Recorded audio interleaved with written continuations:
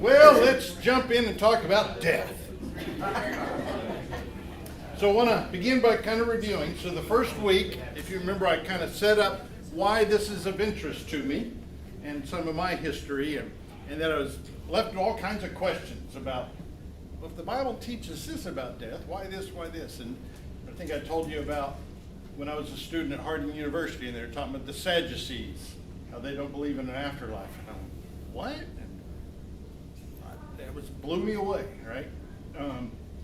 And thought about, well, if we all die, what's the purpose of life? What is it I'm trying to accomplish if everybody dies? And then one of my questions was, all right, so if when I die, I go to heaven, what's this whole thing about a resurrection? I come and get my body and go back to heaven. That didn't make any sense to me. So I had all these kinds of questions. And I had books or professors saying, so here, if you remember we talked about, we learn something, and that's our belief, our orientation on life, and then we start to see, wait a second, something's not making sense. We start to see problems with that theory, and we start to challenge it until eventually we learn a new understanding. And often these have similarities but differences. And I was like, okay, I get it, there's something wrong here, but I don't understand what they're teaching me. So that was the first week. And then last week, we looked at, all right, let's go back to Genesis and see what it says. And we saw the two creation stories, and that God created the earth upon which mankind would live as God's image bearer, that we are to carry, we're God's representative, we're God's assistant, we might say, kind of working in the world. And that God walked on the earth with man. He gave two commandments, that is, we're to care for the earth and we're to multiply. And we saw that as long as man had access to the tree of life, he would live. But when he disobeyed gaining the knowledge of good and evil, whatever that symbolizes, God then removed man's access to the tree of life.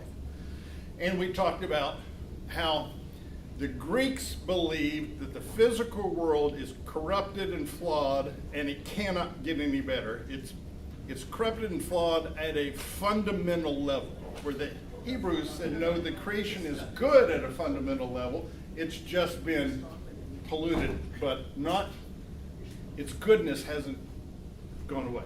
Okay. So, if that's kind of the beginning of where did death come from, then the question is, all right, what happens at death?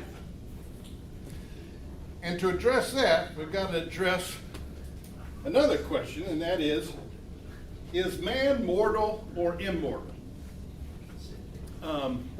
So, was man created as immortal, and God took away his immortality, making him mortal? Or was man created as mortal, and he would continue to live as long as he had access to the tree of life, but when that was taken away, his mortality continued? And there's a reason we're going to get into why that's important. Or another part of it is, are some parts of man mortal and other parts immortal? Okay, so that's kind of where we're heading today. Now, to start, I want to kind of look at what did the Greeks believe? And so if we go with Homer, and I'm getting a lot of this out of N.T. Wright's book, The Resurrection of the Son of God. If you've read his book, Surprised by Hope, that's like this for dummies, okay? And even that one you go, I was listening to one of his podcasts, and he said he has a lot of books called Simply Christian, Simply This, Simply That. And he said, his editor said, Tom, I don't think you understand what the word simple means. So, he talks about how for Homer, in his writings, he said, basically, the soul or the spirit, and we'll talk about later about kind of some of those, what exactly is that?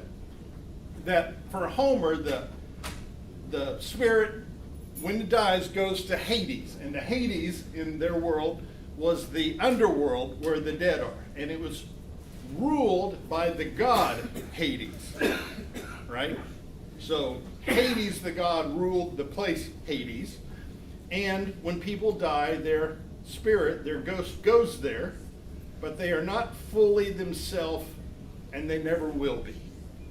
Okay? So it's kind of a non-existent existence, we might say. And so, remember we talked about continuity and discontinuity and all that. So my understanding is Homer would say, when your body dies, you know, you're dead, and your soul, whether soul, spirit, dies, but it's kind of present but not really alive. Think of somebody on life support. yeah. Think of, so you remember years ago, gosh, the Promise Keepers for Men. And I remember it was out of the old Texas Stadium, right? And the guy talked about, how many of y'all think you could throw a football from here to here? And of course all the guys, oh, I could do it, right? And then he hands the guy a football, it's deflated, there's no air in it, right? You can't throw a deflated football. I think Homer would say something like, maybe that's what our soul is like.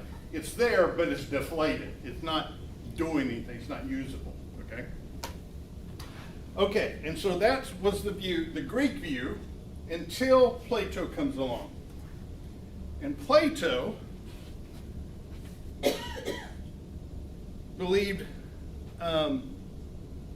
in his philosophy, as I understand it. So there's kind of the world of the mind, the soul, and then there's the material world. And the mind-soul world is perfect, and the physical world is a poor imitation of it, right? And so think of it like, if you're going to build a chair, you have an image in your mind of what a chair is before you build it. And he would say that's the world of the mind, the spirit. And then when you build the physical chair, that's a representation of what you're thinking, but it's not a very good one, right? It's always flawed. I think that's what he was saying, okay? But Wright brings out something else. Let's see if I can find this in here. That he recognized there was a political problem with Homer's view.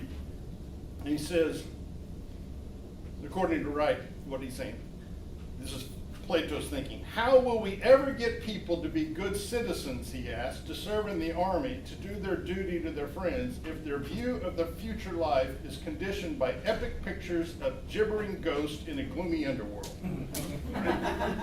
So he's saying, okay, Homer, you taught this, but it creates problems. How do you get people to say, hey, sacrifice for the greater good? Why? Right? So Plato, in his philosophy of how the life is, and this comes up with this view, and here's how Wright says it. For Plato, who were the dead for Plato? They were souls who had been released from the temporary embodiment. Where were they? In Hades, but a very different Hades, and for many a much pleasanter one than the Homeric version. What was wrong? Nothing. This was a far better place and condition for them to be. Of course, wicked souls were being punished, but that, though unpleasant for them, was not a bad thing, since it represented the triumph of justice at last. No further solution was needed. So he says that Plato made three major changes. He changed the understanding of the soul, that the soul is the non-material aspect of a human being and is the aspect that really matters. The soul, being immortal, existed before the body and will continue to exist after the body is gone. So Plato says, okay, the soul is not just kind of a part of us, it's the real us. We're just encapsulated in this body. And the soul has always existed in Greek understanding. So, you know, sometimes in the discussions about abortion, you'll hear people say, well, when does the soul enter the body? That's a Plato question, because it assumes the soul existed and came into the body, right? Instead of when did the soul spring into existence, right? And that's just an example of this very subtle way that Plato's thinking kind of comes in, okay? And that the soul always existed, the soul will always exist. The second change he made was in the nature of Hades. Hades, according to Wright, in other words, is not a place of gloom, but in principle at least of delight. The reason people do not return from Hades is the life is so good there. They want to stay rather than to return to the world of space, time, and matter. And that he introduced the idea of a judgment. And in the Greek understanding, there are 3 judges that you stand before. And he says, at last, after all the botched earthly attempts at justice, truth will win out and judgment will be just. The virtuous will find themselves sent to the islands of the blessed, and the wicked will be put in Tartarus. Okay, so he says this thing called Hades that Homer says it's just where people, their soul goes and nothing really happens there. Instead, you're actually conscious and you're judged, and there's a good Hades and a bad Hades. Okay, so that's what Plato introduced.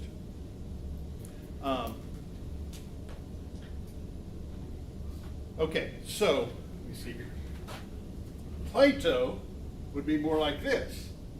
The body dies, but it's just a shell anyway, and the real self that you were continues on in death.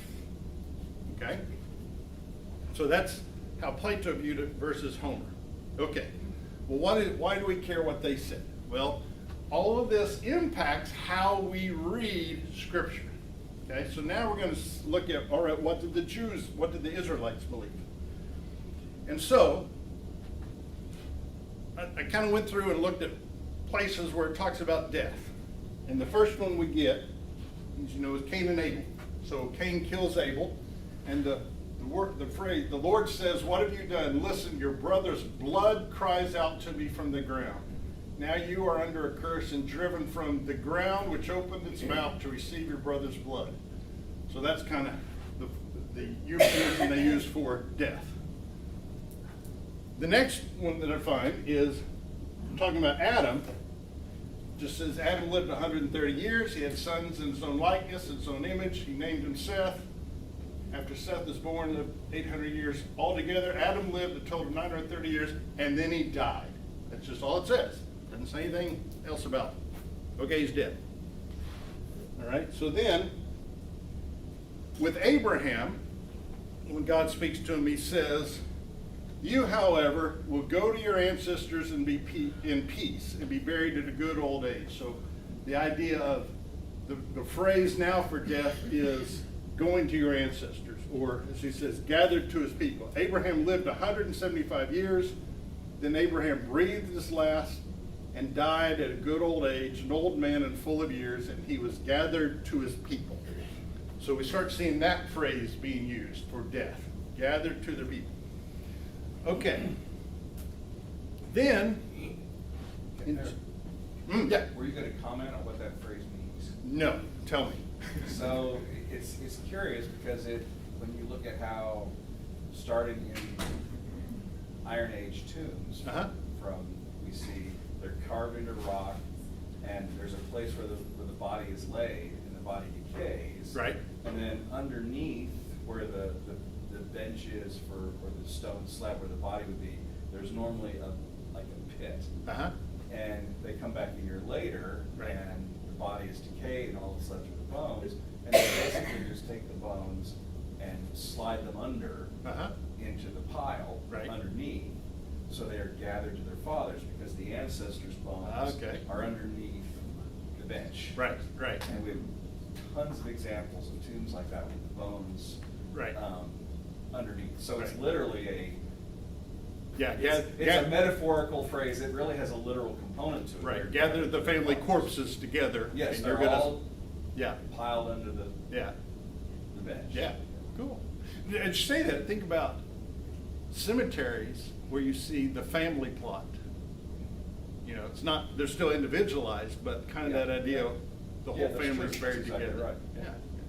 So, in Genesis 37 now, when Jacob learns about his son Joseph, and he's in tears and all that. So Jacob tore his clothes, put sackcloth on his loins, and mourned for his son many days. Then all of his sons and all his daughters arose to comfort him, but he refused to be comforted. He said, surely I will go down to Sheol in mourning for my son. So it's the first time we get this word Sheol. And that's the word they use for the place of the dead. Just like the Greeks had Hades, the Hebrews have this word Sheol. Okay? And it's often translated in our Bibles, the pit or the grave. I'm going to go down to the grave. I'm going to die, basically. Okay, so what is Sheol? So if we look in various Psalms where it's used, we start to see how they viewed Sheol. So in Psalm 6, as the writer is feeling like I'm about to die, he's crying out to God, turn, O Lord, save my life, deliver me for the sake of your steadfast love. For in death there is no remembrance of you. In Sheol, who can give you praise? So he's saying, I don't want to die because I can't praise you there. Okay? Then Psalm 88, for my soul is full of troubles, and my life draws near to Sheol. I am counted among those who go down to the pit. I am like those who have no help, like those forsaken among the dead, like the slain that lie in the grave, like those whom you remember no more, for they are cut off from your hand. Do you work wonders for the dead? Do the shades rise up to praise you? Is your steadfast love declared in the grave, or your faithfulness in Abaddon? Are your wonders known in the darkness, or your saving help in the land of forgiveness? So he's crying out, going, hey, I can't worship you. I can't do anything if you let me die. So then,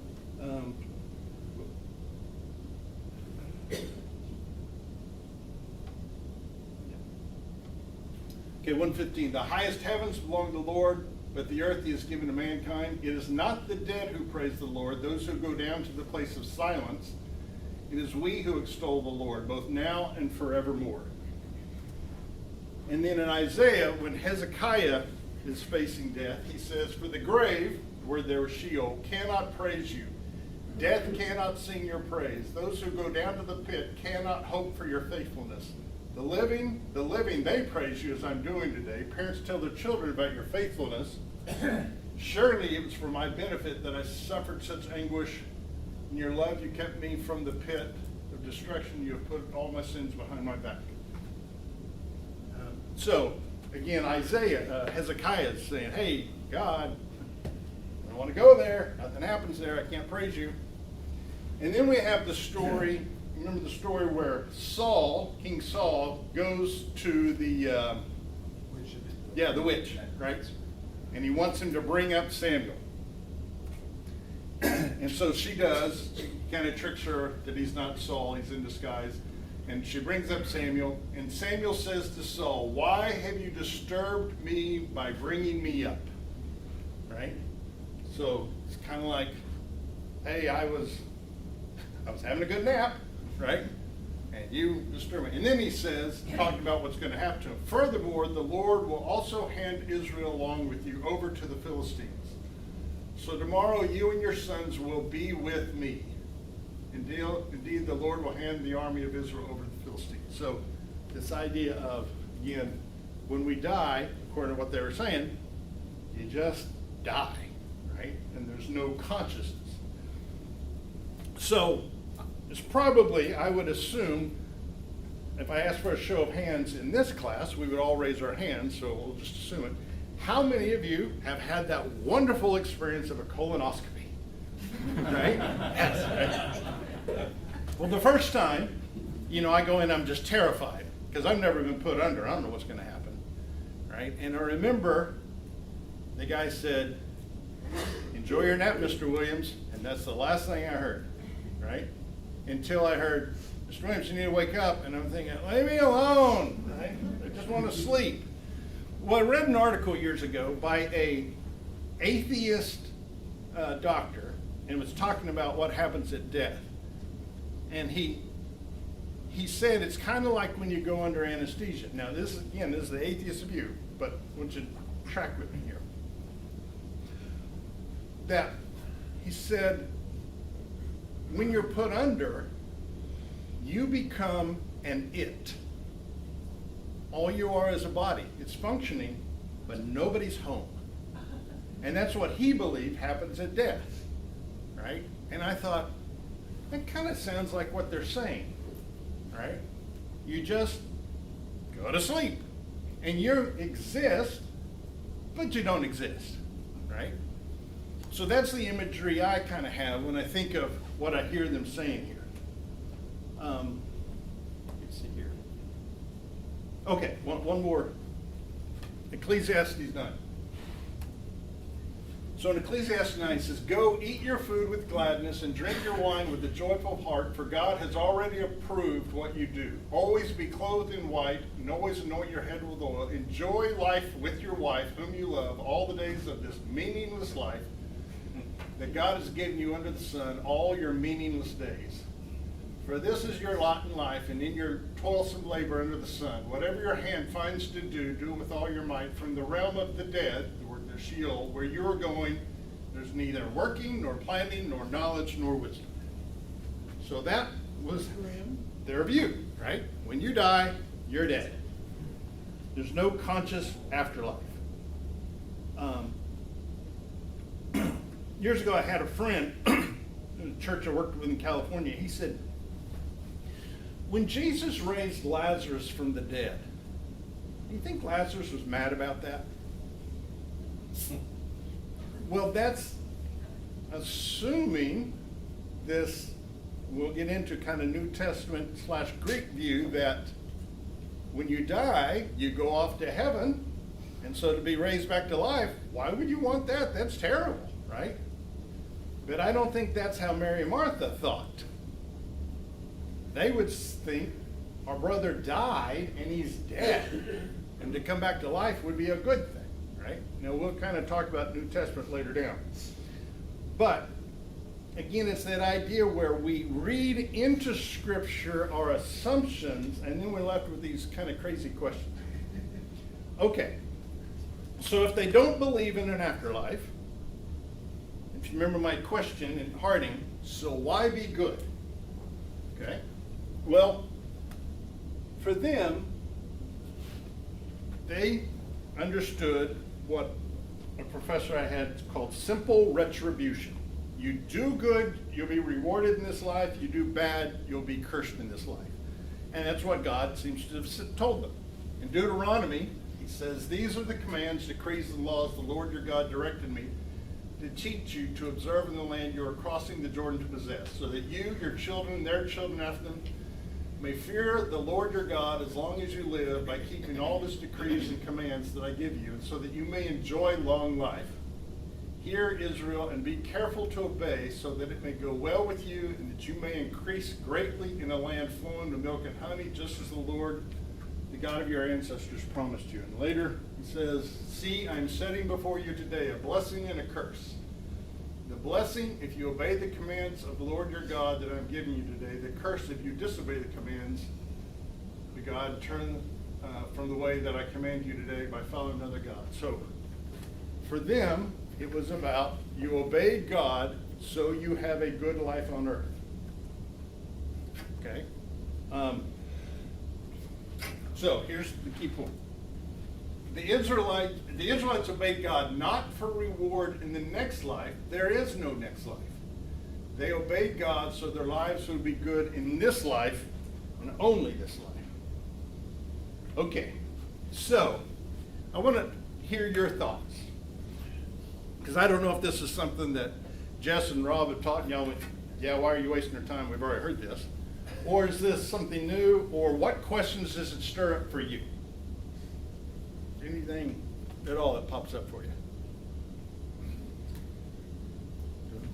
One thing that occurred to me when you were showing the passages from Genesis, that you did not include the reference in chapter 2 where the command that if you partake of the tree of the knowledge of good and evil, you will surely die. And it occurred to me that they had no reference, Adam and Eve, of what that meant.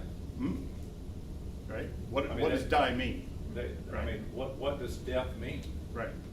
And for many of us, all these thousands of years later, we're still asking that question. Yeah, yeah.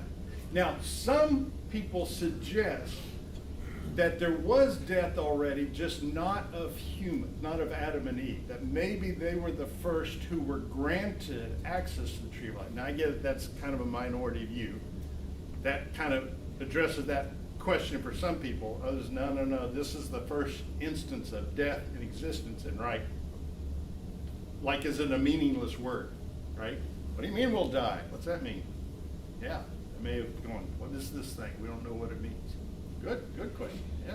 I remember as a young Christian, it just contemplating the fact that in the Old Testament, the Israelites, it didn't seem like eternity was breached. It didn't seem like it was a big deal. It didn't seem like it was a big part of their life, eternity. For us, it's huge. Yeah. And so I just remember how odd it was under the old books. As I would read the Old Testament, they just didn't talk about the afterlife, and yet for us, it's like a fundamental part. Yeah. And so, yeah, I always thought It's that the was reason odd. I was baptized. I don't want to go to hell, I want to go to heaven, right? Yeah, and yet you read it and go, what? Yeah. Yeah. And then when we read that Jesus descended into the lower parts of the earth and set loose a host of captives, that always intrigued me. Intrigued me. Yeah. What was going on? Yeah, so one way I've heard is, imagine you get in a time machine and you go back to Joshua, and they're mourning Moses, and you say, Joshua, do you think your buddy Moses went to heaven or to hell? Joshua would go, what? What are you talking about? You know, I mean, people, when they die, they go to either heaven or hell. Which do you think you went to? And Joshua would go, I don't even know what, your question makes no sense, right? It's so foreign to them. Yeah, it's just not their reality. Yeah. How else does this hit you? In quick, yeah. I also was just thinking of when Jesus was on the earth Mhm. and how, of course, that's this weird in between pivotal point. But now I'm curious about when Moses and Elijah were just, there with him. Like, Mhm. did he just wake them up? Hey, wake up, come here, Yeah. talk with me for a bit. But like, what's going on right now? Yeah, I'm thinking that yeah, too, so, yeah. It stirs up a lot of really good questions. I like it, yeah. Anything about this kind of troubling for you? Because if you remember, we talked about, we go from construction to deconstruction. For me, this was like I said, I'd go, that professor didn't know what he's talking about, he's liberal, right? That was how I'd blow off my questions. While it seems to me that there's not very much in the Old Testament about an afterlife, it seems like there are a few things. Right? Seems like maybe Ezekiel Right. talks about, maybe it's Ecclesiastes, one of those books, I think. Yeah. Who knows that the spirit of man goes upward Yes. to heaven and the spirit of the beast goes back down into the earth? Yes. Ecclesiastes says Or God says, I am the God of Abraham, Isaac, and Jacob. I'm not a God of the dead, but of the living. Right. But notice he says that in the New Testament. Was right? that the New Testament? Right. Okay. Where kind of gets into it with the Sadducees, if I believe.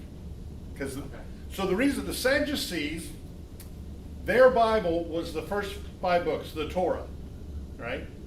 And that was it. Everything after was extra, but it's not the Word of God. I'm sure. It's not authoritative. Okay, yeah, there you go. Good, thank you. I would Yes, thank make you. that distinction. Right, Authoritative. right. And so, you go, well, why did the Sadducees not believe in afterlife, resurrection? Because it's not in the Torah. They didn't believe it, right? The Pharisees did because they hold to these later things being authoritative, right? And it does seem that Jesus agrees with the Pharisees. We'll get to that. But the Sadducees, we're just following the Bible and it's not in there. In fact, what's fascinating, I heard it once said, the Sadducees were the conservatives and the Pharisees were the liberals. Whoa, never heard that, right? But right, it does start to pop up in the Old Testament, and we're going to look at that, right? Yeah. So many of my Jewish friends today, when we talk about things of life, they don't have a concept of eternal condemnation for the reason that you just said. And in the Old Testament of the Torah, I mean, hell is, correct me if I'm wrong, hell is not spoken of. Uh-huh. They believe in reward in this life for doing Uh-huh. good, and they're very Yeah. big on that motivation. Right. But the flip side of that is it's just not there for them. Mm-hmm. Right, I would suspect part of it's which branch of modern Judaism, but yeah, right, I would think the conservative branch would hold to this, I assume, that it doesn't. And it's just so foreign to us, because like I said, the whole message seems to be, where am I going to spend eternity, right? And they just didn't ask that question. Just wasn't there. That's not what it's about. At least not yet, right? Now, Ecclesiastes comes along, because some of these wise people start to go, wait a second, something's not lining up. Okay? So in Ecclesiastes 2, I saw that wisdom is better than folly, just as light is better than darkness. The wise have eyes in their heads, while the fool walks in the darkness. But I came to realize that the same fate overtakes them all. Right? Why be wise anyway? You're just going to end up in Sheol like everybody else. I also said to myself, as for humans, God tests them so that they may see that they are like the animals. Surely the fate of human beings is like that of the animals. The same fate awaits them both. As one dies, so dies the other. All have the same breath. Others say spirit. Humans have no advantage over animals. Everything is meaningless. All go to the same place. All come from dust, and to dust they return. Who knows if the human spirit rises upward and if the spirit of the animal goes down to the earth? You just don't know, right? Then he says, a man may have 100 children and live many years, yet no matter how long he lives, if he cannot enjoy his prosperity and does not receive proper burial, I say that a stillborn child is better off than he.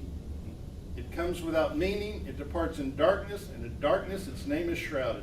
Though it never saw the sun or knew anything, it has more rest than does that man. Even if he lives 1,000 years twice over, but fails to enjoy his prosperity, do not all go to the same place? So you hear that despair of, and remember they believe, up to that point, simple retribution. If you do good, good will happen. If you do bad, bad will happen. And he starts to, Except Ecclesiastes say, that dog don't hunt. uh-huh, right. Yeah. Yeah, he's starting to bring in what my professor called realistic retribution. That is, this is generally true, but not always true, right? So think about, I think we would say, or at least I teach my kids, do good, and you'll have a good life, right? And you do bad, bad things will happen. Well, we all know exceptions to that, right? And it leaves us troubled. But we don't go, yeah, that's true, just don't worry about doing good, because it doesn't work anyway, right? We say, generally it does, yeah. Job takes it one step further. Yes, yeah. Job says, here's the perfectly righteous man who's done nothing wrong, and his whole world's going to fall apart. Yeah. So bad things happen to good people, Mm-hmm. and it even questions, is God behind it? Yeah. Right? It's a... Yeah. So then we start moving into this area, Job and Ecclesiastes stuff, and people going, I don't know, I buy it, right? You say, God will reward you if you're good, he'll punish you if you're bad, but here's the perfectly good guy. And notice what his friends do. They bring in their theology of simple retribution and say, it must be you, Job. We've reached our conclusion already. Now we see reality. So it must be, you're the bad guy. So they increase his pain with their theology, right? And so now they're starting to question, this doesn't seem to always hold up, right? Let's see here, where's another? So, there's a strong sense of And God did bless Job at the end with, though he doubled blessing. Sure, sure. So, Yeah. Yeah. Still doesn't take away the fact that he killed all his kids. Right, right, right. It's like when you say, well, your son died, I'm sorry, you can have another. It doesn't really, right? But I get it, they do try to put a nice bow on the end, but there is still that. So, up to this point, I would say they kind of align with Homer. Now, N.T. Wright will make a big deal, say, don't use the word soul, right? Oh, I'm sorry. Because I still haven't grasped that. Well, the reason is, he says, first of all, it's not the word they use. Sometimes it is. But that when we read that, we read the Greek understanding of soul, okay? But when you die, you die. There may be this kind of, you're alive, but you're not alive spiritually, like Samuel, right? And if you've ever studied with Yeah. Jehovah's Witness, Uh-huh. they're stuck, they're right there. Uh-huh. They're right there, there's a soul, but they have a hard time with an eternal counterpart. Uh-huh. If you've ever studied Jehovah's Witness. Yeah. A lot of the theology is mirrored Hebrew theology. Yeah, yeah. Which, when I started to learn this, troubled me, because I went, oh, this sounds like Jehovah's Witnesses, so it can't be true, right? Instead of going, well, maybe they saw something, okay? But like I said, what happens is it starts taking this apart. Now, here's why bringing up this question in this class scares me, is if on an emotional, well, theological, but also an emotional level, the reason I'm a Christian is because of the afterlife. And I start pointing out, maybe, I'm sticking with the Old Testament right now, maybe there's not an afterlife. Right? Let's blow up another church, Curtis. Because it is so frightening. Wait, what? You're saying what? Okay. Relax, we're going to get there, but we first have to kind of deconstruct some stuff. And it can really be scary. Yeah. So, who is the devil and where does he reside?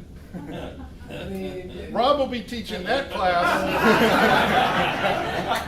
Right? it's like, you know, It's a good question, tempted for right? 40 days, the devil's doing his work. I'm like, okay, so. Yeah. Yeah, right. There's somebody in the door somewhere, I'll take door number 3. Yeah.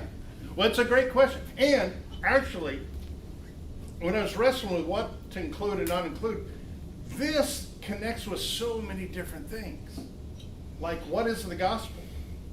Well, I always thought the gospel was save my eternal soul.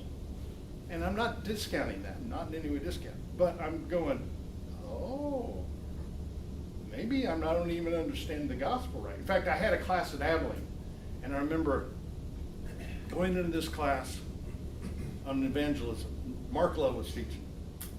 And I'm, all cocky, I'm a doctoral student, right? And we go in this class, and he says, what is the gospel? And I thought, seriously? You're going to waste our time and money to talk about this? We all know what it is. And within a session or two, I was like, I have no idea what the gospel is. I thought I knew, and now I'm saying I don't know what the gospel is, right? Because he was saying, you thought it was this. I'm just telling you, not that all of that's wrong, but parts of it are not complete. So, does this leave you disturbed? Anybody? And what about it feels disturbing? Uncertainty. Yeah. I don't know if I'm disturbed about it, but the reality of it, I think, is almost like it's a recipe. In order to make this, you have to have all of these ingredients to come here.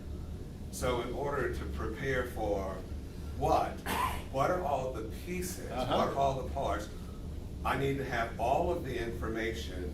Yeah. And so far, it seems like I only have some of the information, Mhm. but I want to be able to make a wise choice. Yes.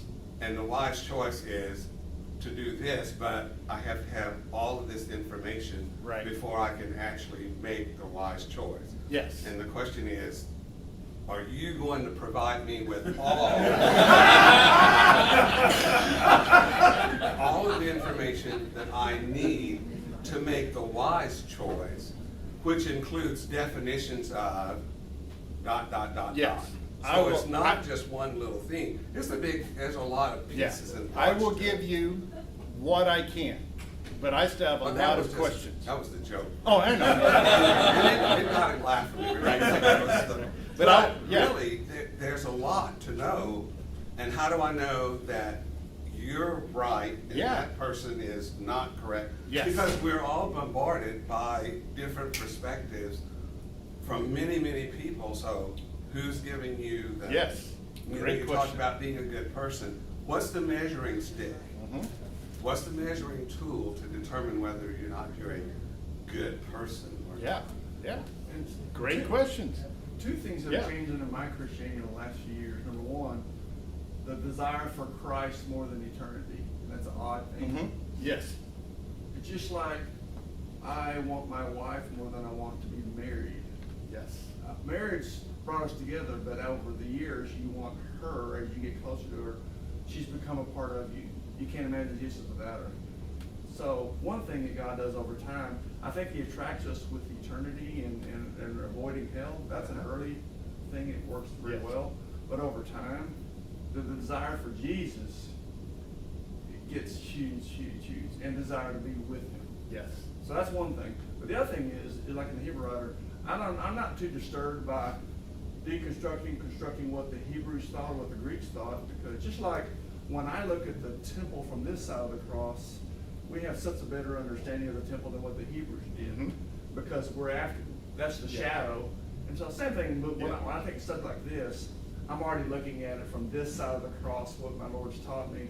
So if I've got some misunderstandings as we approach the cross on that side, I have no problems at all to kind of studying that and trying to figure that Yeah. out. And what God chose not to reveal to them, there's a lot of things God didn't reveal to them. Either they were seeking a city, they didn't know where it was. You know, the Hebrew writer tells us about, there's so many things that Hebrews didn't understand that's now been revealed to us. So Yeah, yeah. part of this is, I'm very comfortable with Yeah, that. okay, cool. Yeah, if you remember the first session, I talked about when I worked at the car lot and the mechanics would have a bench full of leftover bolts and stuff. And I was like, that's not good. You rebuild an engine, you got leftover parts. I'm no mechanic, but, and so much of my theology was that way. I had all these scriptures that didn't fit because I started with the assumption man has an immortal soul and that's what counts. And so you're left with all this stuff, right? That when you get this other view, you go, oh, now those scriptures are starting to fit. Now, I'll admit I still got some leftover parts, and I still listen to N.T. Wright quite a bit to try to learn more. In fact, let me tell you about something that happened recently. Maybe I'll wrap up with this. So last week, after class, Rob and I were talking, and he said, did you notice that in Genesis 3, it said God put a cherubim to guard the way of the tree of life? You read the word angel. Right there on the screen it said cherubim, and when I read it, my mind went, and he put an angel. Right? It's so ingrained in us that even when the word is in front of us, we don't even see it. Right? And that's what can happen in our understanding. It's so ingrained that when we read Scripture, we think it must mean immortal soul.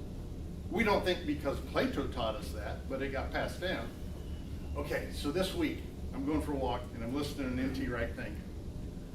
And he's talking about Genesis 3. And N.T. Wright said, when God put an angel to protect the way to the planet. No, he didn't. No, he didn't. Right? That if a guy as scholarly as N.T. Wright still reads into the scripture something that's not there, I know I'm going to, right? What is a cherub? Yeah, well, describe it. It's not a fat angel baby. Right. It's a sphinx.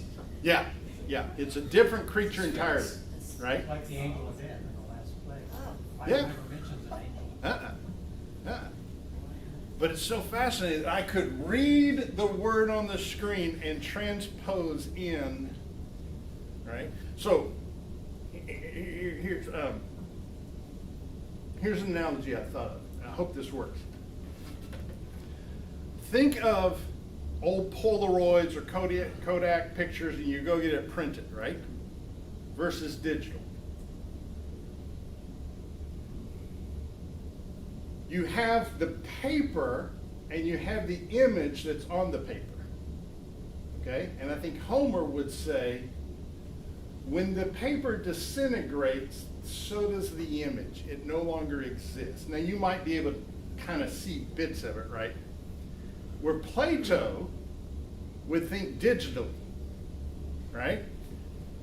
You can have an image on a digital screen, but if the digital screen, you break your phone, the image isn't gone, it's uploaded in the cloud.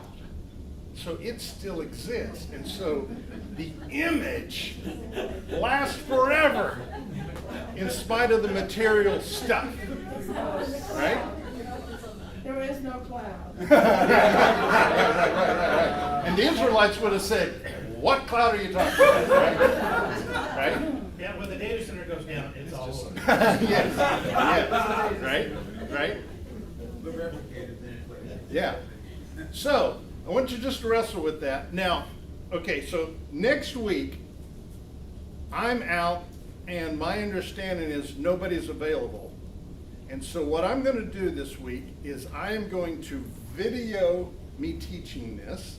And if y'all can put up with the boredom of watching a video, I'll try to make it interactive somehow.